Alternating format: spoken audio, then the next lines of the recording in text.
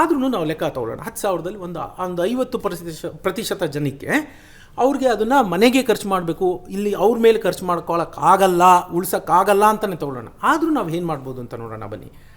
ಇವತ್ತೇನಾಗಿದೆ, ಎಲ್ಲರ ಕೈಲೂ ಮೊಬೈಲ್ ಇದೆ. 200ರಿಂದ 300 ರೂಪಾಯಿ ನೀವು ಅದ್ರ ಮೇಲೆ ಹಾಕ್ತೀರಿ. ಏನು ಮಾತಾಡ್ತೀರಿ ನೀವು? ಆತ್ಮಸಾಕ್ಷಿಯಾಗಿ ನೀವು ಕೇಳ್ಕೊಳ್ಳಿ, ಏನು ಮಾತಾಡ್ತೀರಿ? ಮಗ ತಿಂಡಿ ಆಯ್ತಾ? ಎಲ್ಲಿದೆಯಾ ಮಗ? ಬರ್ತೀಯಾ? ಹೊಸ ಪಿಕ್ಚರ್ ಆಗೈತೆ. ಏನು ಮಾಡ್ತಾರೆ ಜನ? ನೀವು ಆತ್ಮ ಯಾವತ್ತೂ ಅಷ್ಟೇ ನಮ್ಮನ್ನು ನಾವು ಅನಲೈಸ್ ಮಾಡ್ಕೋಬೇಕು. ಕೇಳಲ್ಲ. 300 ರೂಪಾಯಿ ಎಂಥವ್ರು ಕೂಡ ಇವತ್ತು 300 ರೂಪಾಯಿ ಫೋನ್ ಮೇಲೆ ಖರ್ಚು ಮಾಡ್ತಾರೆ. ಆಯಿತಾ? ಹುಡುಗಿ ಆದರೆ ಬೇರೆ, ಹುಡುಗ ಆದರೆ ಸಿಗರೇಟು, ಬೀಡಿ, ಗುಟ್ಕಾ. ನೀವು ನೋಡ್ತಾ ಹೋಗಿ ಸಾವಿರ ರೂಪಾಯಿ ಖಂಡಿತ ಅವರು ಅದ್ರ ಮೇಲೆ ಖರ್ಚು ಮಾಡ್ತಿರ್ತಾರೆ. ಇವಾಗ ನೀವು ಕೇಳ್ಬೋದು, ಅದೇನು ಮಾಡದೇ ಇದ್ದರೆ ನಾನು ಸಂತಂದ ಜೀವನ ಮಾಡೋಕ್ಕೆ. ಇವತ್ತಂತೂ ಹೆಂಗಾಗ್ಬಿಟ್ಟಿದೆ ಅಂದರೆ 8 ವರ್ಷದ ಮಗು ಹೃದಯ ಆಘಾತದಿಂದ ಸಾವು, ಇದೆಲ್ಲ ನೋಡಿ ಲೈಫ್ ಈಸ್ ಶಾರ್ಟ್, ಕೂಲ್ ಮಗ, ಎಂಜಾಯ್. ಈ ಪದಗಳು ಹೆಚ್ಚಿನ ಅರ್ಥ ಪಡ್ಕೋತಾ ಇದೆ. ಹೌದು, ಎಂಜಾಯ್, ಯಾರೋ ಒಬ್ಬರು ಸಾಯ್ಬೋದು. ನೀವು ಸಾಯ್ತೀರಾ ಅನ್ನೋದಕ್ಕೆ ಏನು ಗ್ಯಾರಂಟಿ?